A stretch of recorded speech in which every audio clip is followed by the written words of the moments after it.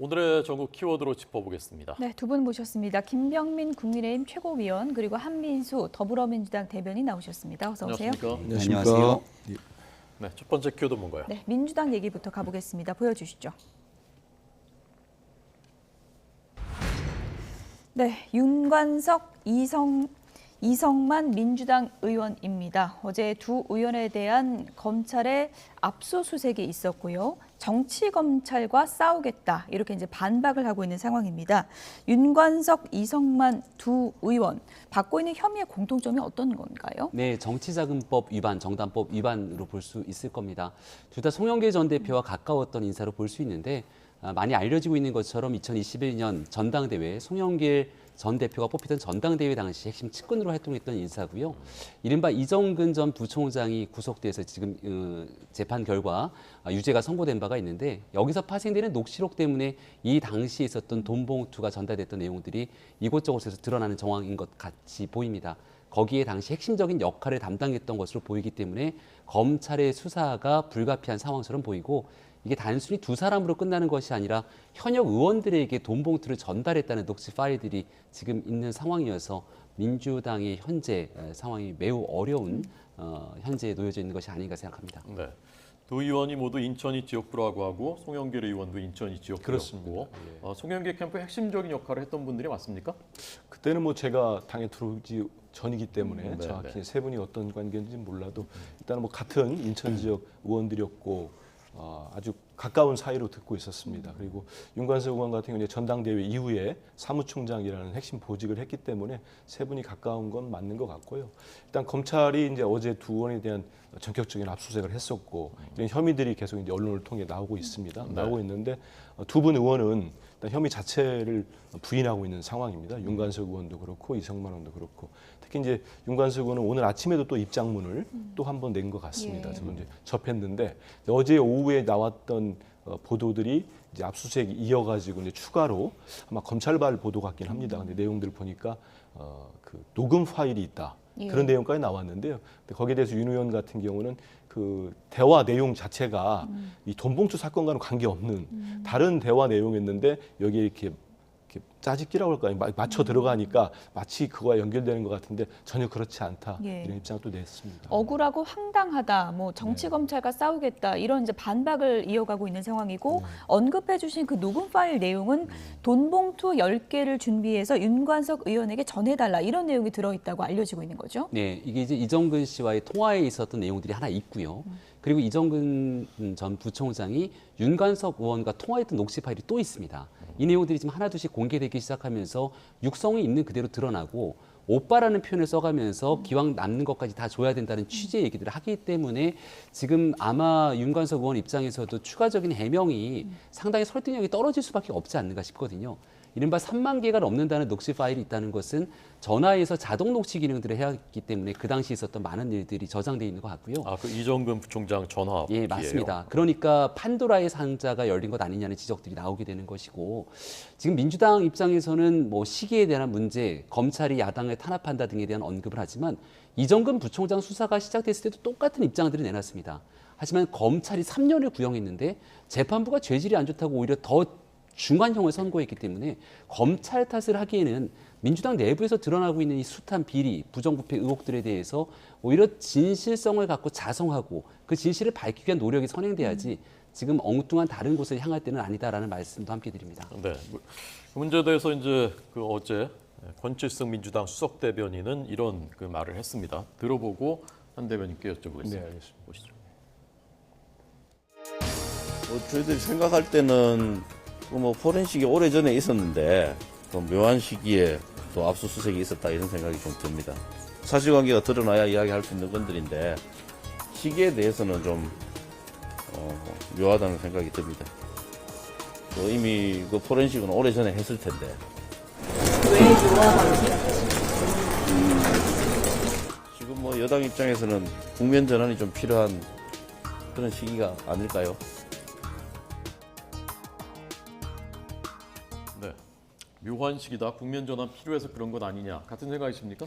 일단은 이런 상황에서는 여러 가지 신중하게 접근하는 게 맞습니다. 왜냐하면 이제 검찰은 물론 뭐 진술이랄지 어떤 물적 증거가 본인들은 뭐 확인했다고 하니까 뭐 압수수색도 하지 않겠습니까? 영장 받아가지고.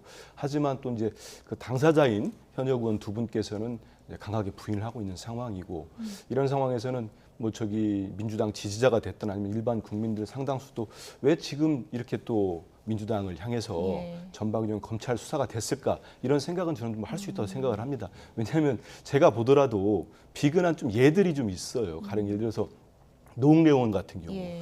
지난해 그 한동훈 본부장께서 오셔가지고 저는 뭐 그런 얘기를 처음 들어봤는데 돈 봉투가 부스럭거리는 소리가 있다고까지 해서 예. 당시에 뭐 기자들 물론이고 국민의힘 의원 내부에서도 저렇게까지 표현하는 건 법무장관과 좀 과하지 않느냐 이런 표현이 나오면서 결국 이제 체포동의안도 부결이 큰 표로 부결이 됐었죠.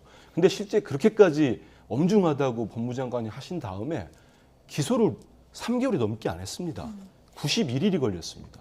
근데 91일 그 상황이 지난달 말이었는데 29일인가 했는데 당시 한일 정상회담이 지난달 3월 16일 이후로 있은 다음에 굴욕적이다. 정말 뭐 굴종적이다. 얼마나 많은 국민들이 비판했습니까? 그리고 뭐 여러 가지 그런 논란이 있는 끝에 또 기소를 합니다. 대장동 특검도 좀 예를 들어드리겠습니다.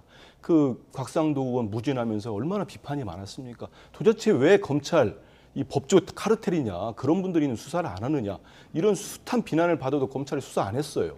그러다가 딱 공교롭게도 법사위에 3가지 특검 법안이 올라갑니다. 그러니까 바로 뭐 박영수 전 특검 대통령과 가깝다고 하는 뭐 압수수색 들어가더라고요.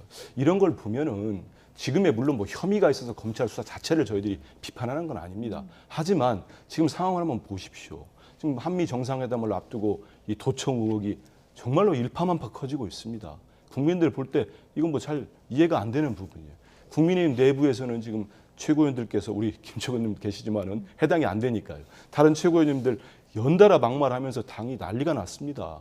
거기다 정광훈 목사님을 둘러싼 논란 계속 커지고 있잖아요. 국민의힘 얘기는 잠시 뒤에 저희가 알겠습니다. 나눠볼 거니까. 그러다 보니까 민주당 입장에서 우리 권칠성 수석이나 많은 뭐 의원뿐만 아니라 예. 국민들도 왜 굳이 이런 시점에서 이미 다 조사했을 텐데 꼭 이게 절묘한 예. 묘한 시점들이 계속 이어지니까 한 번은 우연이지만 연달아 되면은 뭔가 의도가 있지 않겠나 이런 의심을 할 수밖에 시점이 없다. 참 오묘하다 이렇게 지적을 해주셨는데 어쨌든 민주당 전당대회 과정과 관련해서 이제 불거진 의혹이기도 하고요. 그리고 이제 송영길 캠프에서 이제 불거진 일이기도 하지 않습니까? 그렇게 되면은 뭐 민주당의 공식 입장이라든지 송영길 전 대표의 공식 입장이라든지 그런 게 조만간 나올 것으로 일단 보이십니까? 저희들은 두 의원께서 예. 입장을 또 신속하게 냈고 일단 두 의원이 이 부분이 윤관석 의원이나 이성만 의원이 아니다고 하기 때문에 그 부분에 대해서 좀 들어볼 필요가 있을 것 같고요. 말씀하신 대로 이게 뭐 송영길 전 대표의 이제 전당대회 과정이면은 거기에 대한 송 전 대표님의 또 입장도 있지 않겠습니까? 예. 아직은 뭐 나온 게 없는 거죠, 송 전 그건 뭐 대표 저도 접한 건 입장. 없습니다. 송영길 전 대표는 지금 외국에 계시다면서요? 뭐 저도 듣기로는 프랑스에 네. 또 공부를 위해서 갔다고 들었습니다. 있습니다. 이정근 사무부총장 어제 그 선고가 있었는데 예. 주목을 받은 것이 이제 검찰이 구형보다는 보통 이제 낮거나 뭐 드문 경우에 이제 같게 나오는데 오히려 더 높게 매우 이례적인 이거 어떻게 해석하셨습니까? 법원에서는 죄질이 매우 안 좋다고 생각했던 거죠. 그러니까 제가 앞서 말씀드렸습니다마는 이른바 야당 입장에서 수사가 들어오게 되면 첫 번째로 부인합니다. 그리고 두 번째는 검찰 탓을 하죠. 세 번째는 야당 탄압이라고 얘기를 하게 되는데 그 모든 것들이 이정근 부총장 건에 대해서 어제 법정 선고가 나온 걸 보니까 검찰이 구형했던 것보다 징역 3년을 구형했는데 4년 6개월이 선고가 됐다는 것은 죄질이 매우 좋지 않다. 그리고 관련된 내용들에 대한 증거들이 여러 가지 다 나왔음에도 불구하고 끝까지 부인하고 있다. 오히려 돈을 줬다는 사람들이 비난하고 있다. 이런 일들에 대한 중한 선고들이 내려진 거거든요. 예. 그러니까 이정근발 게이트라고 불릴 정도의 판도라 상자가 열렸다고 얘기를 하는데 검찰 입장에서는 신중한 접근이 불가피했을 겁니다.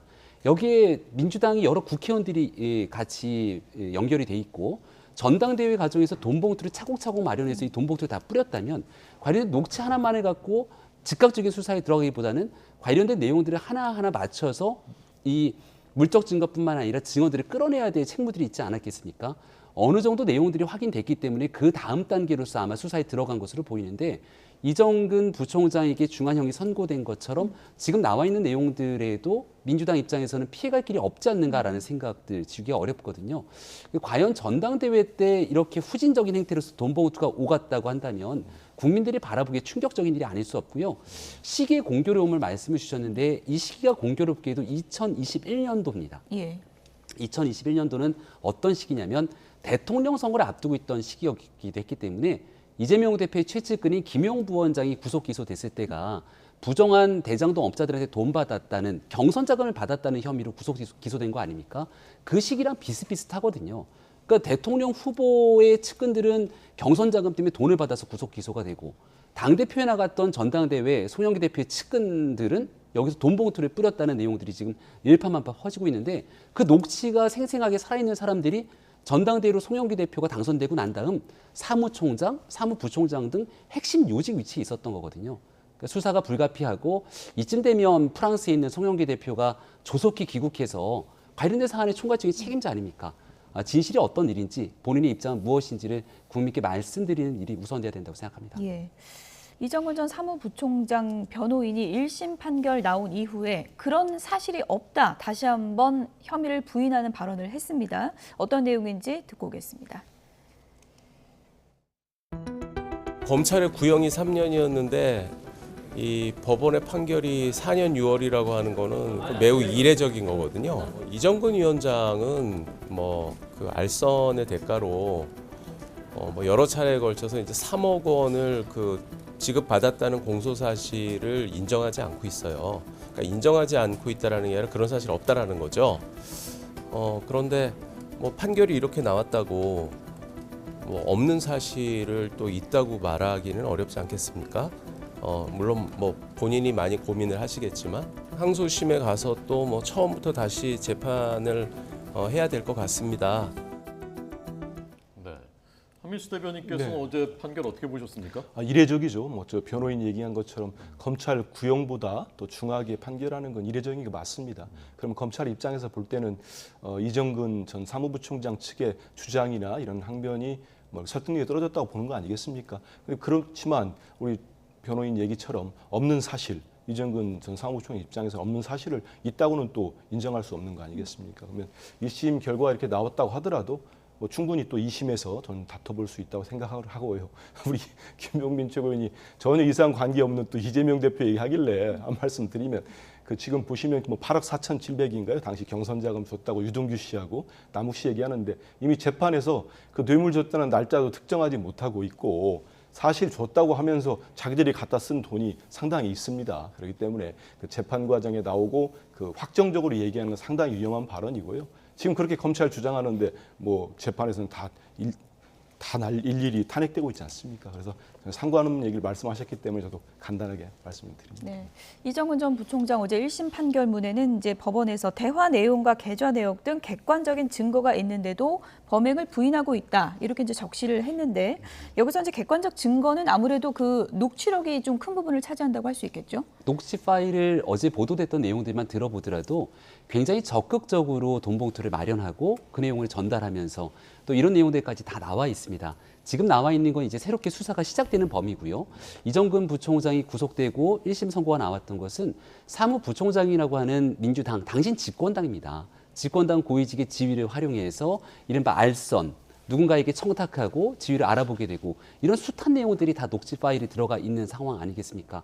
그럼에도 불구하고 이 모든 일들이 없다 이렇게 주장하게 된다는 것은 정치인으로서 가져야 될 최소한의 양심, 도덕적 양심조차 다 결여된 상황이라고 비춰질 수밖에 없을 것 같고요.